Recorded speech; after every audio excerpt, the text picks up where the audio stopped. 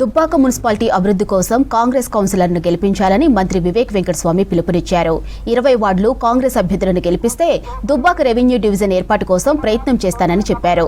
రాష్ట్ర ప్రభుత్వం అమలు చేస్తున్న సంక్షేమ పథకాలు, అభివృద్ధి పనులను చూసి ఓట్లేయాలని పిలుపునిచ్చారు.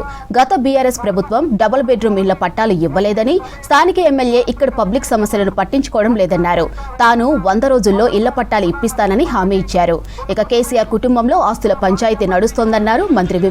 నిధులన్నీ తీసుకెళ్లి సిద్దిపేట, గజ్వేల్, సిరిసిల్ల నియోజకవర్గాల్లోని ఖర్చు పెట్టారని చెప్పారు.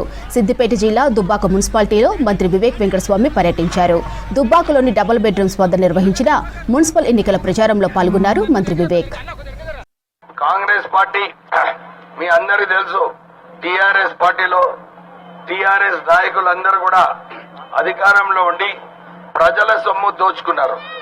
టీఆర్ఎస్ పార్టీకి ఈ రోజు 1000 కోట్ల రూపాయలు ఫిక్స్డ్ డిపాజిట్ బ్యాంక్ అకౌంట్ లో ఉన్నాయంటే ఆ పైసలు ఎవరేమ్మా? అవి ప్రజాధనము లూటీ చేసి టీఆర్ఎస్ నాయకులందరూ కూడా వారి సొంత ఆస్తులు పెంచుకున్నారు. మొన్న కల్వకుంట్ల కుటుంబంలో గొడవలు నడుస్తున్నాయి, అందరు తెలిసిన విషయమే. అసలు అది రాజకీయం గొడవలు కాదు, ఆస్తుల గొడవలు.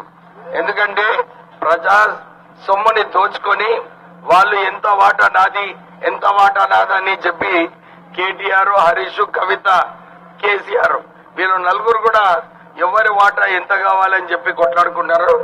మనము కాంగ్రెస్ పార్టీ మీ అందరికి ఇంతకు ముందు కూడా చెప్పినారో, ఈ ఏదైతే 1000 కోట్ల రూపాయలు టీఆర్ఎస్ పార్టీ ఫిక్స్డ్ డిపాజిట్ చేసిందో దాన్ని కక్కే అవసరం ఉన్నది.